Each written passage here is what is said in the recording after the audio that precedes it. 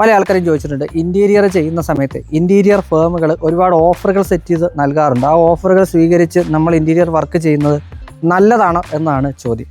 തീർച്ചയായിട്ടും നല്ലതാണ്. കാര്യം എന്താണെന്ന് വെച്ചാൽ നമ്മൾ ഒരിക്കലും നമുക്ക് കിട്ടുന്ന പ്രൊഡക്റ്റ് നഷ്ടത്തിൽ വിൽക്കില്ല എന്ന് നിങ്ങൾക്കും അറിയാം, എനിക്കും അറിയാം. അപ്പോൾ നമ്മുടെ ലാഭത്തിൽ നിന്ന് കുറച്ചുകൊണ്ട് അവരൊരു പ്രൊഡക്റ്റ് സെല്ല് ചെയ്യുകയാണ് ചെയ്യുന്നത്. ഇപ്പോൾ ഉദാഹരണം പറഞ്ഞു കഴിഞ്ഞാൽ ഞാൻ തന്നെ വീഡിയോ ചെയ്തിട്ടുണ്ട്.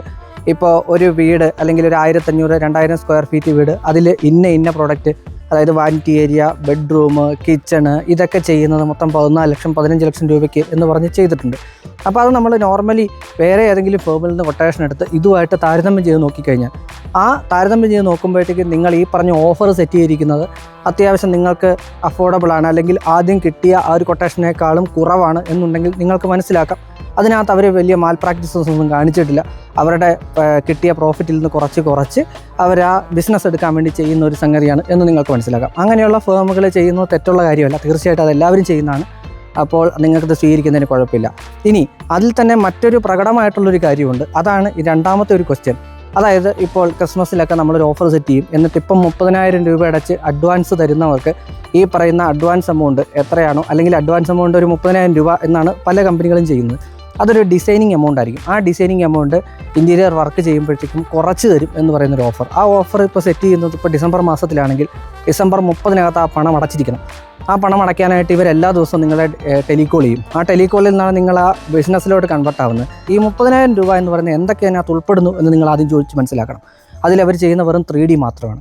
3D കൊണ്ട് നമുക്ക് എന്തെങ്കിലും ഗുണമുണ്ടോ എന്ന് ചോദിച്ചാൽ നമ്മുടെ ഇൻറ്റീരിയർ ഡിസൈനിങ് അല്ലെങ്കിൽ ഇൻറ്റീരിയർ ചെയ്താൽ എങ്ങനെ ഇരിക്കും എന്നറിയുക മാത്രമാണ്. ആ 3D ഡിസൈൻ കൊണ്ട് പ്രത്യേകിച്ച് യാതൊരു ഗുണവുമില്ല, നമുക്കത് കാണാം എന്നുള്ളതല്ലാതെ.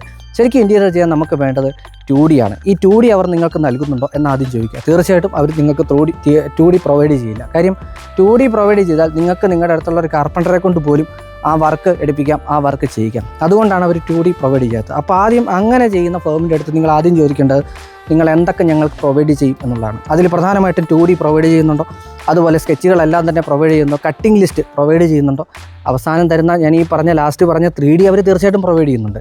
3D മാത്രമാണ് പ്രൊവൈഡ് ചെയ്യുന്നത്. അതുകൊണ്ട് അങ്ങനെ നിങ്ങൾക്ക് ഓഫർ തരുന്ന ഫേമുകളെ നിങ്ങൾ വിശ്വസിക്കാതിരിക്കുക എന്നതാണ് എൻ്റെ ഒരു അഭിപ്രായം. അല്ലെങ്കിൽ ഈ പറഞ്ഞ കാര്യങ്ങളെല്ലാം തന്നെ നിങ്ങൾക്ക് തരുന്നൊരു ഫേമായിരിക്കണം.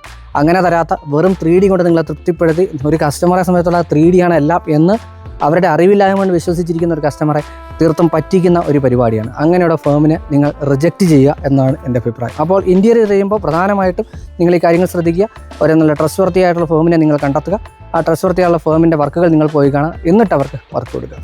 അപ്പോൾ ഇതുപോലുള്ള ഇൻഫോർമേറ്റീവ് വീഡിയോസ് ഇനിയും വരും. നമ്മുടെ ചാനൽ സബ്സ്ക്രൈബ് ചെയ്യാൻ മറക്കാതിരിക്കുക. നന്ദി. വീണ്ടും വരും.